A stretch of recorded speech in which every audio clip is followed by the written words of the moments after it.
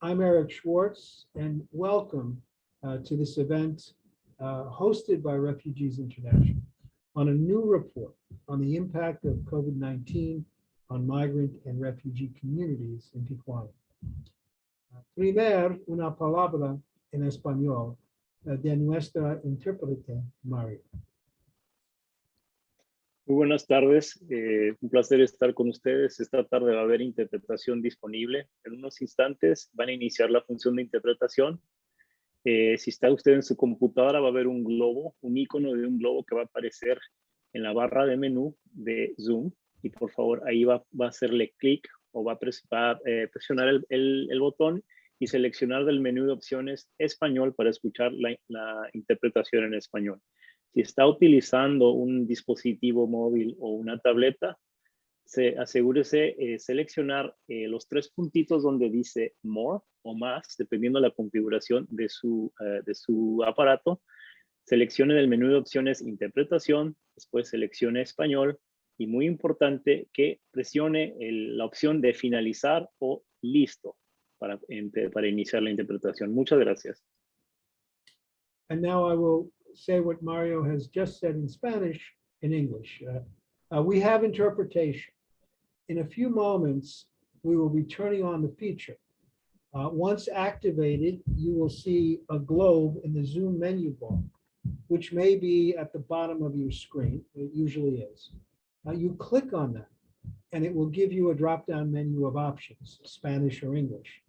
And it is very important that everyone connect because, for example, during the question and answer session, if someone asks a question in Spanish, you will have those who only speak English will have interpretation. If you are connecting from a mobile device or a pad and do not see the menu, you hit the More button, those three dots, those three horizontal dots, and that will give you the drop-down menu. And you then hit interpretation, and then you hit the language, and then you hit the done button. So I hope that explanation is helpful. We've also posted it, I believe, in the chat, and now I think we can go on with the program. So let me say a few words, if I may. This is, as I said, I'm the president of Refugees International, and this is the last event in our Voices from the Border series, begun about 2 years ago.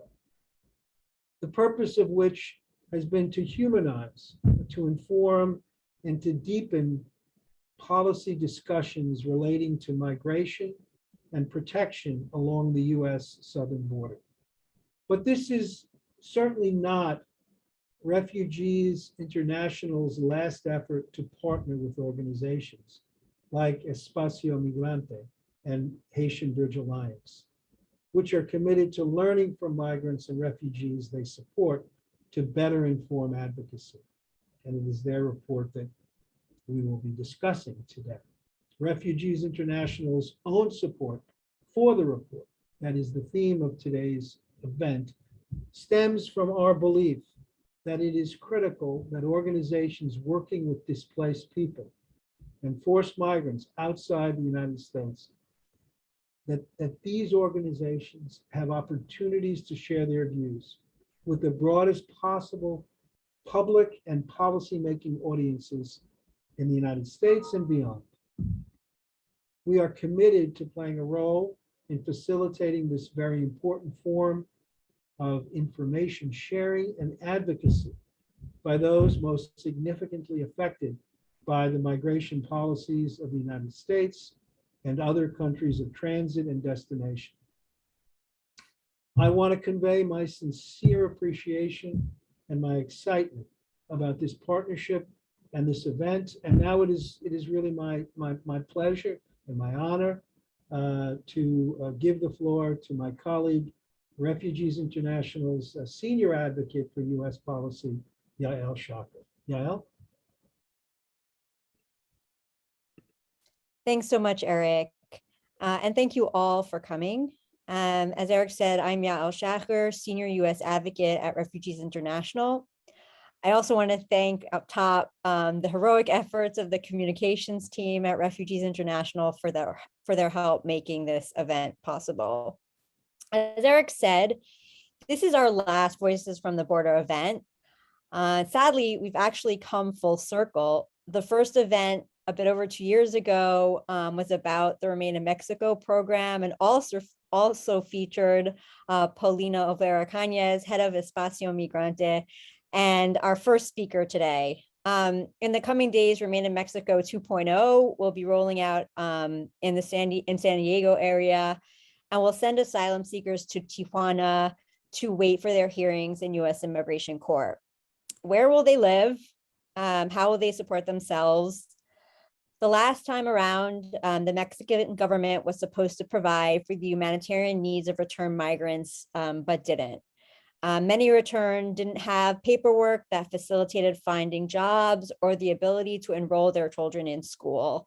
The shelters in Tijuana, which are at capacity and are operating under pandemic restrictions right now, have not heard very much about what will happen this time around. And the mayor of Tijuana told the press early this month that the city was just not ready for this.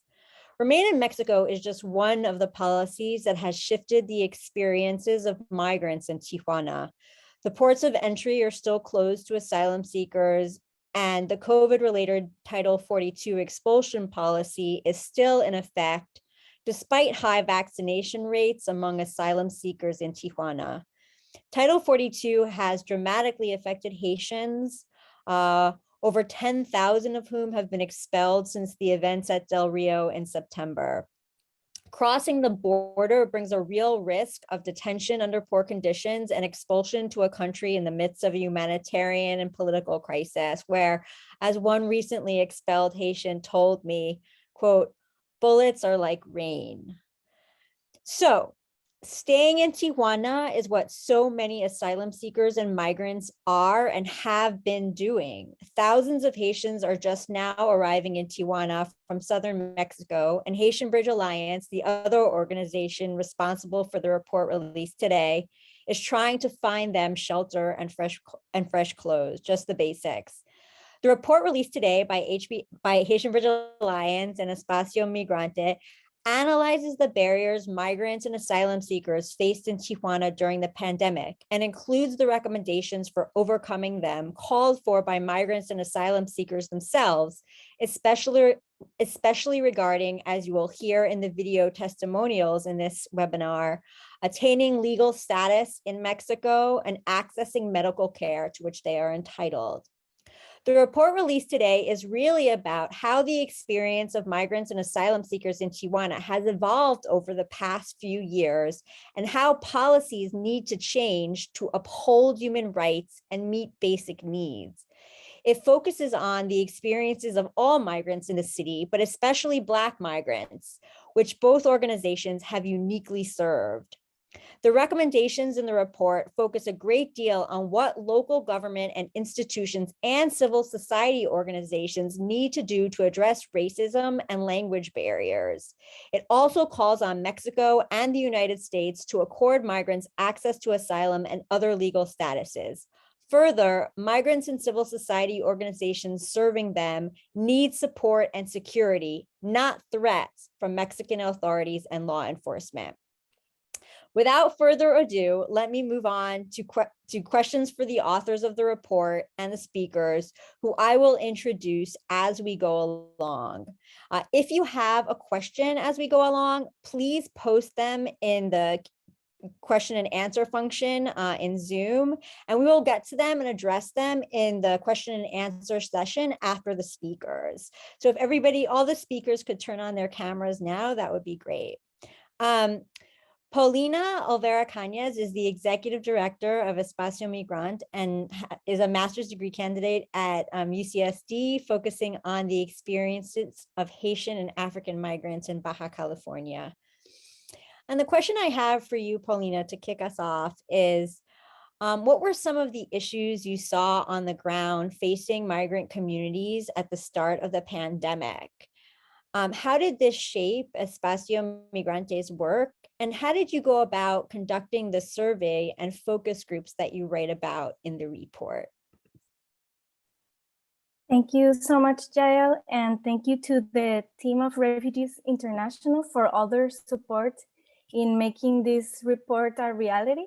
We're very excited. We have been working since the beginning of the pandemic, and now this year writing the report, so we're really honored to be able to present it.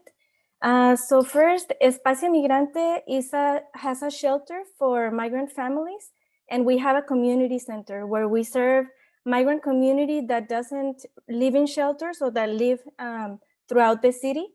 And before the pandemic started, many migrants came to Espacio Migrante to look for different services and information for their inclusion in the city, so they could access different programs. For example, we have a legal clinic coordinator by Tania Garcia, who is here. She provides legal services to migrants. We have Spanish classes, community workshops. But in the beginning of the pandemic, these people that we know in the community, they started coming because they were starting to lose their jobs, and they were reaching out to us for humanitarian support. So these are people that some of them had been either on the asylum waiting list. So this means that they had been in Tijuana for a few months. As part of this population was also in the MPP, or Remain in Mexico program. Many of them had been in Tijuana for over a year. Or also in the case of the Haitian community, many of them had been waiting in Tijuana since the beginning of the Trump administration. And so these are migrants that were living throughout the city, renting, working, and renting an apartment. And so when the pandemic hit, these are the first people that were really affected, because they didn't have a support network that they would have if they were in a shelter, for example. So they started reaching out to us, asking if we had any food, if we could support them to pay their rent for one more month. And so we saw that something was changing, because the services that we were used to giving were not emergency services like we saw there was a need at that moment. So this is when we started a food program, and it's a program of cash assistance, where we are able to give each migrant or each family a card that they can use to buy the main necessities for them. So this can be food, medicine, or the things that they need the most. And we saw that this was a good program, because it gives people the autonomy to buy whatever is most urgent for them. But we also started seeing other struggles that this community had. So this is when we started a survey. It was a way to identify who needed this help, but also allowed us to identify other needs that they had. So we would give them this card, but then we could also connect them maybe to a local clinic, or maybe follow up on the case to support them so their children could go to school in Tijuana. So this was a way for us to identify these needs, but also so they could choose how they needed to spend that resource. And some of the things we also found is that, and I think my colleagues can speak more about this, but we found that part of the Haitian community, and also most Africans community that is in Tijuana, they are not living in shelters. And the few programs that were available during the pandemic by the government or international organizations had specific profiles that excluded these migrants.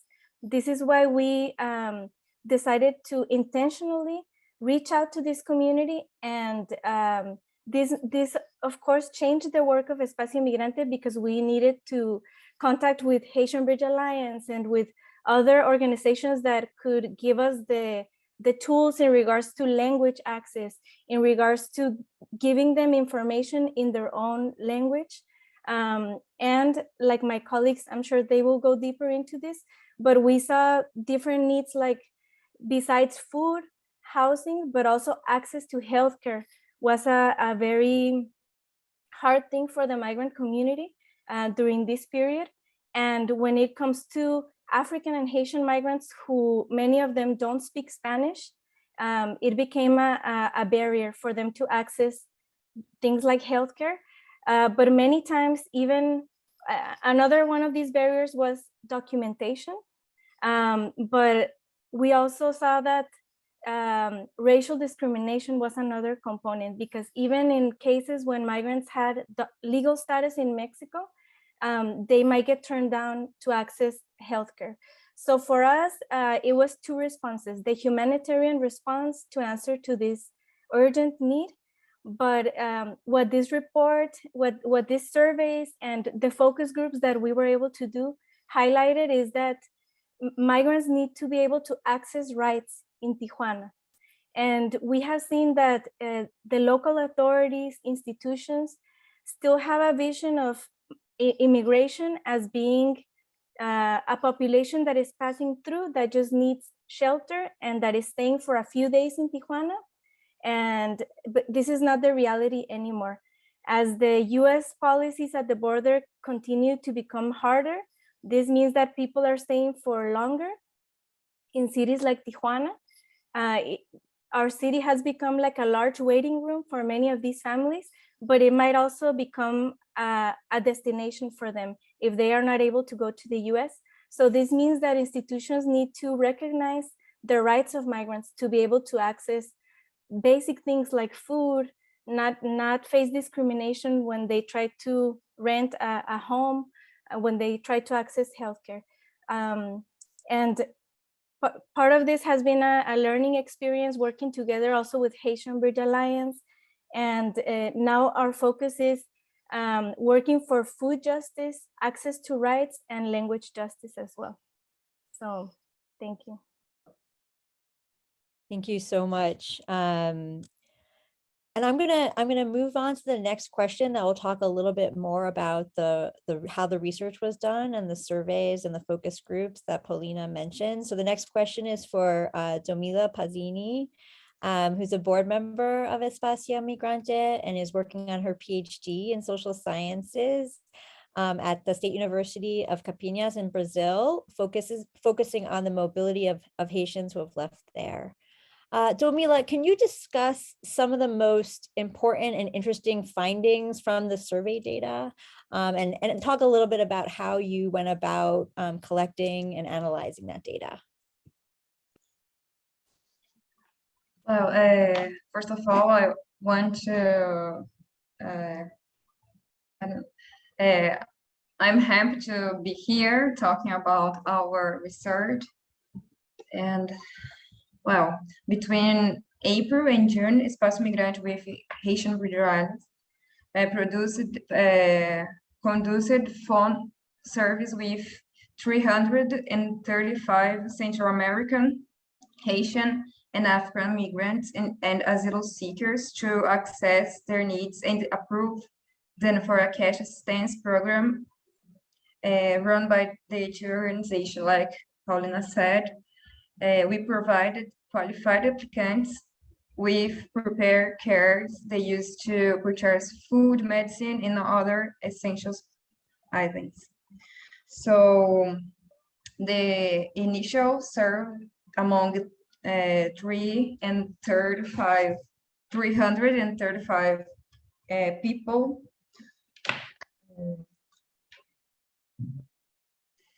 Of those, 92 were Spanish speakers from Latin America and Caribbean. 100 people were from 13 African countries, and 141 people were from Haiti. And 2 were English speakers from Jamaica. The survey includes questions about language, family composition, immigration status, inquiry about access to education, housing, employment, and healthcare. The survey also included open-ended question about migration plans and community and familial needs. When we had contact with the survey material, we had a first large scale contact with the situation of migrants in Tijuana. So to make it easier to interpret it, we divided the survey into general themes, and it was based on that we created the questions for the focus groups.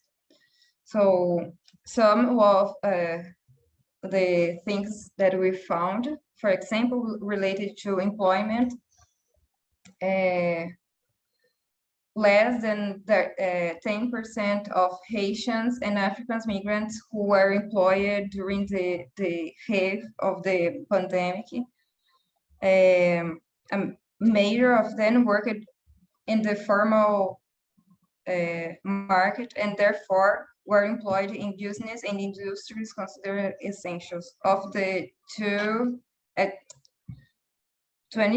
of Central Americans employed during quarantine, almost half worked independently or off the books. Very few migrants were able to work from home. Haitians at 11%, Haitians at 19%, and Central Americans at 9%. About housing,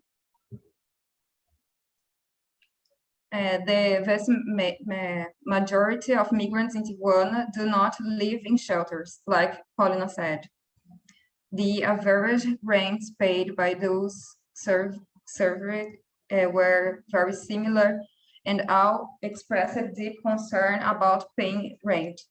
97% of Africans, 96% of Haitians, and 97% of Latin and Central Americans said that COVID had made it too difficult to cover their housing expenses.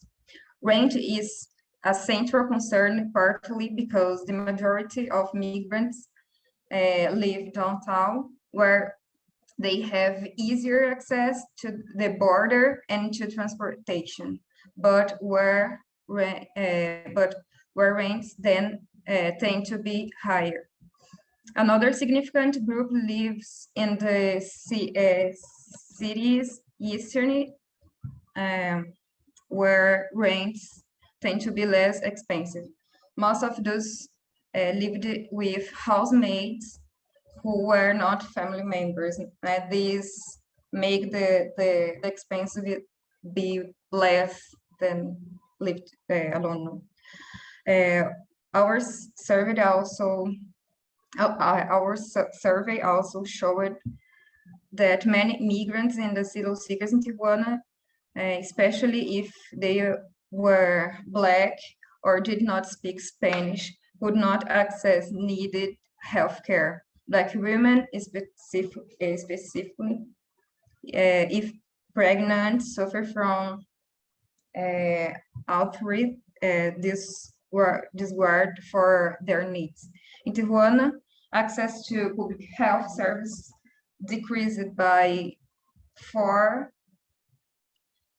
between 2015 and 2020, reaching only 74% of total population. Even though the migrant population is generally young, a significant members suffered from a number of ailments. Among the most common were hypertension, gastrointestinal problems, and asthma. Some had received treatment while others could not due to the lack of information regarding where to access care, as well as information that suggests disparate treatment on the part of provides the basis of race.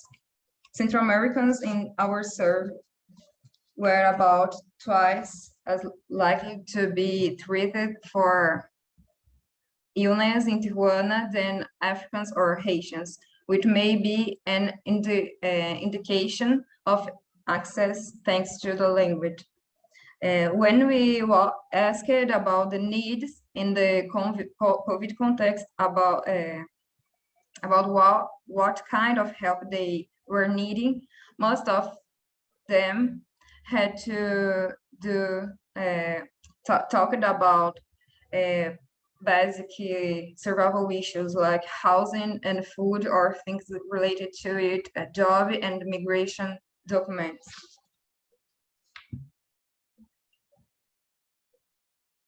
Thank you so much. And I think you can tell from how much Domila had to say that there's a lot of rich data in the report. I think that was a great summary of the major takeaways. And the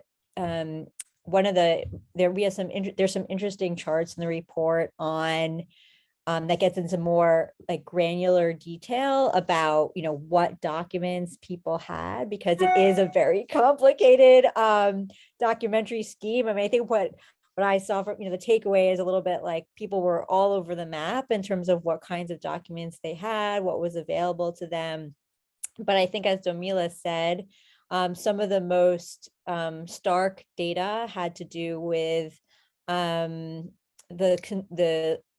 concern about rent, the loss of employment, and the disparate way that Black migrants could access or could not access healthcare because of language and barriers related to racism. So thank you, Domila, for all your hard work on the statistics and the survey. And I'd like to next play some videos. So beyond the data from the survey, as both Domila and Paulina mentioned, there's also focus groups, follow-up focus groups of interviews with several of the people surveyed. These videos are from some of the folks that participated. These testimonials are from some of the people who participated in those. So before I play the videos, I just want to thank Andrea from Espacio Migrante for creating them. They're beautiful. And also for Rachel Schmidtke and Anahina Padmahan, I'm sorry if I mispronounced that, Padmahan at Refugees International, for their help with translation and captioning the videos. And I just wanted to say also just a heads up about the videos that I think they really capture two issues that come up in the report that both Paulina and Domila have mentioned so far, which is one, a new issue is the expense and the significance of being able to get legal status in Mexico, especially for parents of children born in Mexico.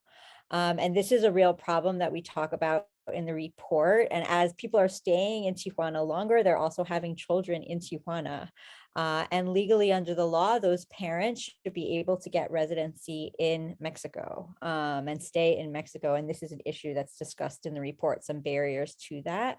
And I know this is even more challenging for Haitian parents, which is something that is discussed in the report, having to do with getting documents that will allow that to happen.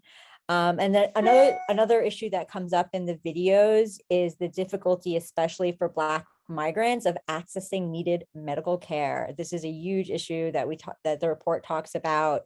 There's a story in the report about Farouk, who comes up in the video, who it's really startling actually and really powerful. This is a man from Africa whose friends tried very hard to get him the health care that he needed, and he was turned away over and over again, basically, for that care. Okay, so let me now turn to the videos.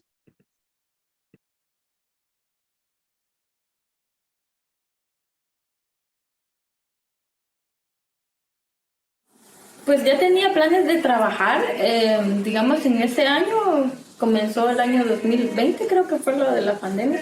Bueno, me iban a contratar y eso, de repente se viene en marzo y yo voy como a ver el lugar y todo, y de repente como a los 8 días dicen, no, vamos a cerrar porque ya no vamos a abrir al público, no es un lugar de público, pero pues ya se cerró. Entonces, pues ya me quedé como pensativa, ya mi trabajo, ya lo perdí, o de aquí a cuando vuelva a trabajar, no sé. Pero pues esa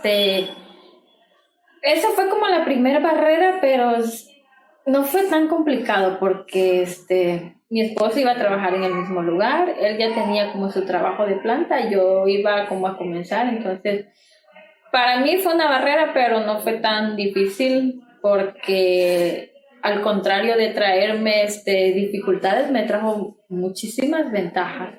Porque yo rentaba y luego dicen, como vamos a cerrar el lugar, tu esposo y tú, si quieren venirse a vivir aquí en la pandemia. Entonces, pues sí, para no pagar renta, nos vamos a vivir al lugar. Pasamos como un año porque apenas este año, no sé en qué mes abrieron, entonces pues ya me fui a vivir. Me sirvió mucho vivir ahí porque ahorré mucho dinero para pagar mi residencia porque somos mi esposo, mi hija grande y yo necesitamos la residencia. Entonces vale $600 cada residencia. Entonces el no pagar renta, el no tener otro tipo de gastos, me sirvió mucho el monedero, ¿no? Ocuparlo en mi comida y el dinero que le pagaban a mi esposo, porque a él siempre le pagaban, me sirvió pues para pagar mis papeles y la de mi familia. Entonces creo que al principio se vio como una barrera, pero al final terminó siendo, no sé, una muy buena ventaja, bendición, no sé. Tengo una niña de 2 años que apenas tenía como 7 meses, creo, cuando comenzó la pandemia, entonces mi preocupación era ella porque necesita muchas cosas un bebé y pero el estar allí viviendo sentía que por lo menos tenía como un periodo, ¿no? Que no me iba a preocupar por renta, por ningún otro gasto, sino que me iba a enfocar en mi niña y darle lo que necesitaba. Pero pues ahí salió lo otro que no me lo esperaba, salí embarazada de mi tercer bebé. Para mí el embarazo fue como eso, sí, fue como una barrera. No quería, pero al final mi bebé me trajo la bendición, ¿no? Por mi bebé, renté cerca, por mi bebé me aumentaron el sueldo, por mi bebé, no sé, al final de todo lo que se puede ver como una dificultad me trajo siempre bendición.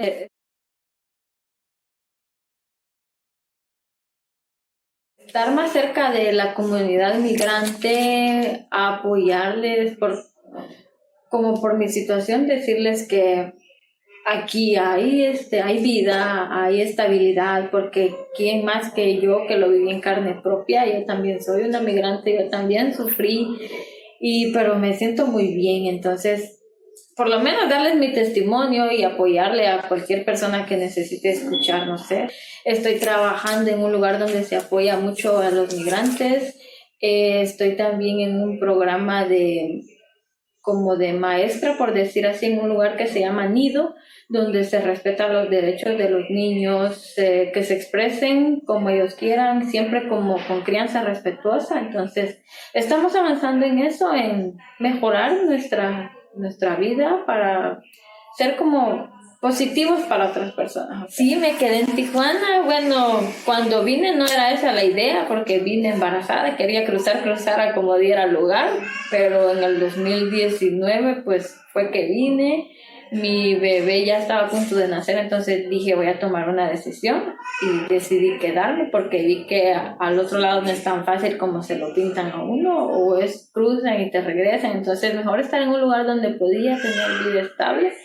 Decidí quedarme en Tijuana, nació mi bebé, ella nos dio papeles a todos, entonces tengo un buen trabajo, puedo viajar y pues sí, me encanta Tijuana, decidí quedarme porque me recibió con los brazos abiertos.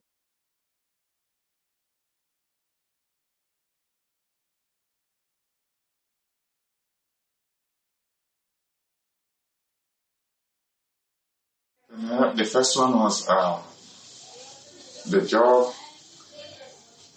A lot of us lost our jobs during the pandemic, and because we were not working, so it was difficult for us to pay our rent, and it was so hard to go to the hospital. Oh, Yeah. Whenever you go to the hospital, a lot of people, and sometimes they don't. It's the same. Nothing has changed, because even when we took Farouk to the hospital, I brought him to the fire service. We first took him to a different hospital. They say it was hepatitis B, and we did a test. They didn't see anything. We took him to the private hospital. They give us COVID medicine, which it wasn't COVID, it was stroke. So we took him to, we brought him home. He was doing good. We give him food. We bath him. We take care of him. And one day he started feeling very cold, because it was during December, almost like getting to December last year. So I took him to the hospital, and it didn't work. We brought him home, so he started feeling cold. okay. And I put him to bed. I on the heater on him. And in the afternoon, tried to wake him up to eat. He was breathing but cannot wake up. So we took him. When we were coming out of the house, the foam started coming from his mouth. So I brought him to the fire service here, because during the pandemic, the hospital was hard. So when I took him to the fire service, they tried to wake him up. Is to fix the system, because for our right to be able to have our right is the system. Every part is corrupt. Okay. When you go to immigration, it's corrupt. When you go to the police, it's corrupt.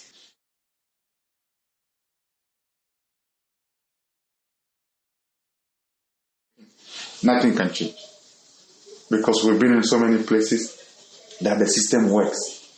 And the police have to be there to protect people. So if that one doesn't change, nothing will. Okay. Do you plan to stay in Tijuana? Yes. Yes? Why or why not? Because that is the only option we have. If you go there, you get deported. So it's better to be here. There's no chance to go. If you go illegal, it's another problem. Okay. And going legal, there's no chance. They say you should wait, and you keep on waiting because of the pandemic. They're using opportunity of pandemic to close the border for immigrants not to go through. Because now, I think the pandemic has been much better. Every place is open, people are working.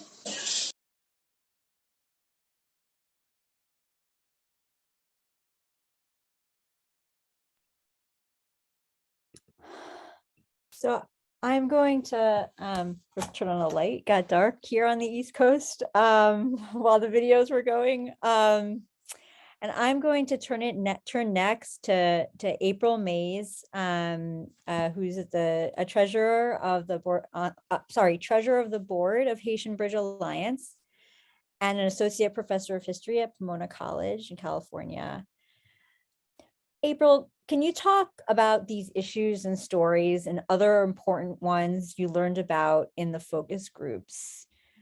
What are some of the challenges to documenting the experiences and treatment of Black migrants and refugees in particular? And can you speak about what has changed about their experiences and treatment in Tijuana over the past few years? Thank you so much. Good afternoon. Muy buenas tardes. Bonsoir tout le monde. I'm very happy to be here. And as you can tell, this effort bringing us together for this report was binational. Haitian Bridge Alliance is based out of California, or Alta California, as I like to say. Espacio Migrante is located in Tijuana and Baja California. And then our querida Domila is joining us all the way from Brazil. And so it's remarkable. It's remarkable and something to just take note of how international the issues that we are talking about in the report and the presence of these migrants, how international it's become in the past few years. There are now a number of studies about Haitian migrants in mainland Latin America available to audiences, and that scholarship is coming out of places like Brazil, increasingly Chile, as well as Mexico itself, not to mention the United States, which has been home to a Haitian diaspora community for a long while. So we are part of a much longer and expansive tradition of research and work and trying to understand mobilities throughout the Americas. I'll start with actually the last two parts of the question posed here. Some of the challenges about documenting the treatment and experiences of Black migrants and refugees in particular, and what we think has changed over the past few years. Well, some of the challenges of documenting experiences and just capturing quantitatively, right, some of what's happening on the ground relates to a number of factors. One is that until most recently, right, this population was highly mobile. So someone who was in Tijuana 4 years ago may not be in Tijuana today. And so when you conduct research into this population, you're really capturing, sort of taking a photograph in a moment of time. And that photograph that you took, you'll never be able to take it again, because by the time you turn around to take another one, it's going to change. The main protagonists will not be there. There will be some things, some institutions, some infrastructures, but the people themselves, you know, they come in and out. So that is one of the challenges, is sort of the population itself, and accessing that population. So because of what we know about contemporary migration throughout the Americas, all of their attendant dangers, the ways in which migrants can be exploited, abused, both by state actors and non-state actors. At the same time, these are communities that do not trust, and it's completely reasonable to understand why they would not have much trust and confidence in anybody. And so part of the work that I think the great work Espacio Migrante and Haitian Bridge of Alliance have done in Tijuana is to create bonds of and cultivate bonds of trust between our organizations, our staff members, and members of migrant, refugee, and asylum seeking communities, in order to then move forward to get information so that we can assess the needs of those communities as well. Another barrier, another issue when it comes to documenting the experiences of Black migrants now, in particular, is the absence of quantitative information collected by the state about Black people in general. As some of you may know, in 2020, the Mexican government authorized a census that for the first time, probably since the 19th century, took into account Afro-descendancy, so that the census itself counted, for the first time, at least in the 20th and 21st centuries, people who understood themselves as being Mexicans of African descent. And Mexico is not the only Latin American country where this is true. Many Latin American countries do not distinguish racial groups, many more distinguish ethnic groups, because the question of how many indigenous communities, how many indigenous peoples, how many indigenous languages are still spoken, may be of interest to the state. But this comes out of a longer history and trajectory, which actually has kind of a radical premise, which is to say, if we're no longer a colony, we're not going to go by what the colonial state did, which was to count every person, not just who was white, who was Black, and who was indigenous, but everything in between. We're going to take on the radical idea that we're all citizens of one nation. We are all Mexican, or we're all Cuban, or we're all Chilean. that's a pretty cool idea. But what it means is that it's very hard to make quantitative arguments about the differential impacts of state policy on different populations. We know those differential impacts exist because they exist in other places with similar populations that do count in those ways, but it's virtually impossible to find that in quantitative information from state governments that have had a commitment to racelessness practices, to structural and institutional racelessness, right? And an idea of their nation as one people, rather than differentiated by race or ethnicity in these ways. So that presents a challenge to any researcher. So questions around how many X are being affected by Y, some of this, I think one of the unique contributions of this report is that we're capturing some of these numbers for the first time, coming out of Tijuana and out of the context of Baja California. The other question, what might have changed about experiences and our perception, but again, hard to capture quantitatively, but somewhat qualitatively, we've captured some of this as you'll read in the report, is our argument that it seems that the generalized acceptance, or in one way, the perception of Haitian migrants in particular has changed since 2016 to the present. And we hypothesize that some of this has to do with that many poor people are staying or forced to stay, and the ways in which this bottleneck that's being created because of Title 42, because of MPP, and the strains that is placing on infrastructures in Tijuana, and just the visibility now, right, of migrants in Tijuana, they're causing tensions and contradictions and discomfort and some unwelcomeness, but also, there is continued welcome of migrants in some sectors of Tijuana society. This is not a report at all that says everything is bad in Tijuana. And in fact, linking to the first part of the question, important story or surprising issue that comes out of the focus groups, when we asked our focus group participants, what would you want either the Tijuana government to do, or the state government to do, or the US government to do? What I was really struck by was how in the responses to that question, migrants really saw that they had points of solidarity with Mexican society, that they understood that their struggle is really against larger power structures, right? Legal systems, migration policies, the Trump administration in particular, and that Mexicans were their neighbors, and that they saw them, that there were ways that they were making the argument basically, hey, we have actually more in common. And maybe if we connected across our commonalities, we could work together to make some solutions happen.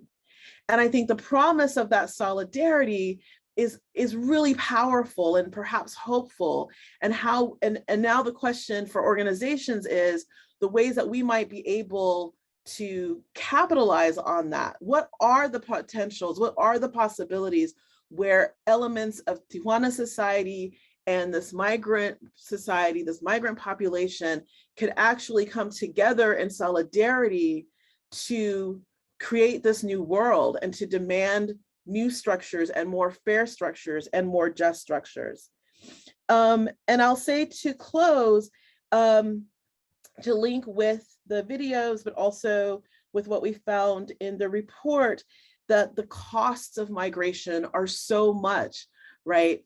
There's the cost in money, the actual expenditures that people have, and how being forced to stay on the border adds to that cost, which then adds to a last point, which also became a part of our report, and but does deserve further explanation than our report could give it, would be the emotional and mental stress costs of both what happens to people along the migrant journey, And then the ways in which the stresses at being at the border and forced to remain in place, right?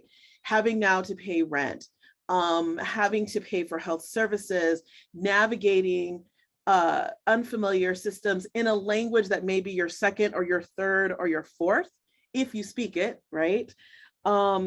With people who you're beginning to know as neighbors and that you're interacting with very often, in sometimes conflictive ways, right? This is all adding to the emotional and mental well-being of migrants. And so again, how we might attend to the ways those stresses and traumas show up in those communities and community dynamics, interfamily dynamics, interpersonal dynamics and conflicts. I think this will be the future of migrant assistance for the next, as when we talk about what the future of that looks like. And with that, thank you so much. Well, that was like the perfect setup for the next question, which is, I'll ask Tanya Garcia, coordinator of the legal clinic at Espacio Migrante and a professor at Universidad Autónoma in Baja California. So there's some new political leadership in charge in Tijuana and Baja California. And what could they do to better uphold the rights of migrants and asylum seekers in Tijuana? And can you discuss kind of along the lines that April talked about, that solidarity and the sort of needs and recommendations that were coming out that migrants themselves were raising in the focus groups? Can you discuss some of the recommendations in the report, and especially those that did come out of those focus groups? Yeah, thank you, Yael, for the questions. And I'm also very happy to be here. We are finally launching this report and we are very happy about it. And yeah, since October, a new local administration, and then in November, a new state administration took office. And from their election speeches, we heard some proposals to better address the migratory phenomenon in the state and in the city. And we really hope that this is a long-term project and not just a campaign promise, as we've seen in some other administrations. And now the job for these new administrations is to listen to migrants and to attend their needs. One of the things that we've been saying a lot is that they do not have to start from scratch, like they do not have to kind of create or invent something new, because there is a lot of work of organizations in the field, as Haitian Breed Alliance and Espacio Migrante. And the ideal is to work together and strengthen those roots for right access, access to rights, and promote those that are missing, right? Because there are a few, and this has to be with how the personnel of these offices are doing their job. And so it is very important that authorities can guarantee the migrant, the refugee, and the asylum seeking community access to their human rights in the city. It's not just talking about migration as a federal issue, but to talk about human rights. So while they wait to begin their asylum process in the US, or as well as those who have a process or want to start a process in Mexico. So we have seen that some actions have not been the most appropriate, and that people continue to be forced to make decisions that are risky for their process and also for their lives. So we hope that the municipal and the state administrations will work together to create the necessary mechanisms to ensure a dignified state for migrants, the refugee and asylum seekers communities. And we also are hoping that they can really strengthen those efforts that we've already made, and that we can push together better solutions for these needs. And I also think that it's really important by national agreements to be made to guarantee access to rights like seeking asylum in the US.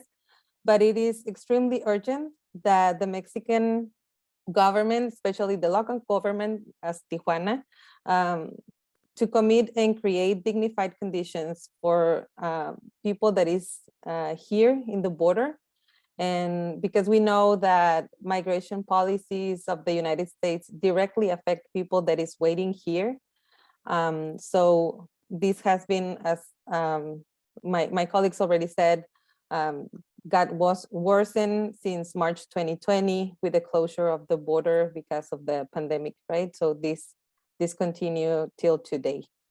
And about the recommendations we present in the report are part of the listening exercises and the work we've had with migrants, refugee and asylum seeking communities, since each one of them, according to their migratory project, their nationality, their skin color, their gender, face complex situations, similar but in conditions of vulnerability that are aggravated according to their characteristics.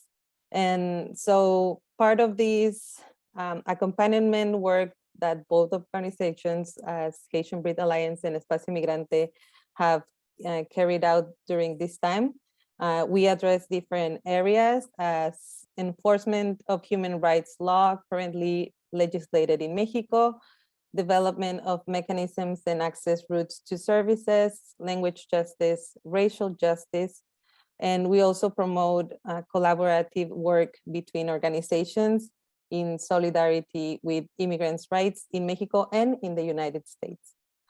And among the main recommendations of the community that participated in the survey and in the focus groups is the need to create permanent routes to access their human rights in Tijuana, and that the authorities take into account different languages and to put an end to discriminatory and racist practices. In addition, from the Afro-descendant communities, racial justice is an urgency. They urge the elimination of arbitrary detention practices by the police and immigration authorities based on racial profiling, as well as the denial of access to services such as healthcare, as Pedro mentioned in the video, and also mental health, as April said. And some of the recommendations actually goes to documentation. You know, they want the Ministry of the Interior, the INM, the Migratory National Institute to provide transit visas or to expedite the provision of permanent residency and family unification based visas.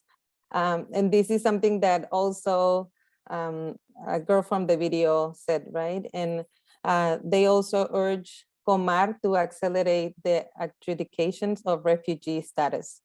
And in this sense, they also want for the federal government to increase funding and staffing for Comar. Here in Tijuana, the office of Comar was open in late 2018, but they actually got very few people working there, and there were hundreds of people that wanted to seek asylum. So there is a need to increase funding and staffing in Comar locally in Tijuana. And also something that it was very interesting for us is that the migrant, the refugee and asylum seeking communities are not just only asking the government, but also the civil society organizations for help, as in the case of housing. They want us to invest in housing options beyond shelters, because as Paulina said, most of the people is not living in shelters, so they need to find a short-term rentals and other affordable options. As here in Tijuana is very expensive, and most of the time people is charging in dollars where they should be charging in pesos, and this is something that is hard for people to manage. And also to create a bureau to monitor and report and inform migrants about landlords who discriminate on the basis of document status, nationality, race, or ethnicity.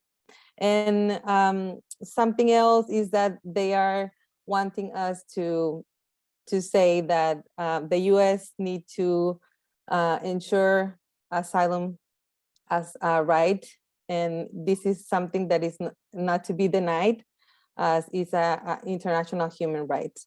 So we want to invite you all to review the full report and the recommendations, as this is the work not only of our own, like the organizations, but it's actually the experience of the people living in Tijuana.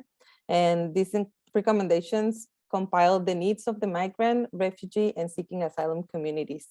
Thank you. Thanks so much, Tanya. We just have just a few minutes to answer there are two major questions in the chat that I wanna, I'll answer one really quickly. Is there any glimmer of hope that migrants will be allowed to come to the United States? That's a good question, because as I introduced at the beginning of the panel, right now, unfortunately, access to asylum at the border to the United States is very, very minimal. The ports are closed. At best, you might be returned to Mexico to wait for an asylum process. So you're not actually gaining entry or ability to pursue your claim from within the United States. The Biden administration has promised to create an asylum system, but so far has not actually provided that access to asylum that, as Tanya said, is an international human right, the access to seek asylum. There's two questions. One I'm going to direct at Paulina, because I think you have a better answer than I would. I think the answer is no, but has US aid funded any services for migrants in Tijuana? Thank you, Yael. I can speak about Espacio Migrante. We haven't personally received funding from USAID, but I know that they are present in Tijuana and they have funded different projects and different organizations that provide services to immigrants as well as for the community. But regarding Espacio Migrante, it's not one of our donors particularly. Thank you. Another question has to do, and maybe this would go to Tanya. Have there been attempts, and I think, again, I think the answer is no, attempts by the US to establish a virtual asylum system? I can tell you the answer is no to that, so I'll just put that to the side. But is there virtual legal aid assistance in Tijuana? I know this is a complicated issue because as Remain in Mexico rolls out, there has been a few gestures towards giving iPads and virtual capability for this, for kind of legal services, but wondering if you might respond to that since you're the legal expert. Yeah, thank you. Well, yeah, the answer is no, there is not a platform for asylum seekers right now. We are actually dealing with a lot of misinformation about the reinstatement of MPP. And well, we are waiting for more information about this. But from the government, I don't think there is any legal, virtually workshops or anything like that. But from civil society organizations, there is. We were actually coordinating with IMDEV and Al Otro Lado and some other organizations in the United States, legal Know Your Rights workshops for migrants in Tijuana. But this is something very complex because they can provide for some general information, but there is not the capacity to see each case particularly and to have a legal advice about their cases, because there are thousands of people that needs to, to reach legal assistance. So we are trying to work with this kind of workshops to keep providing information and updated information, especially for migrants or asylum seekers, not to be scammed, because this is something that happened since last year. And we are just trying, to keep them informed.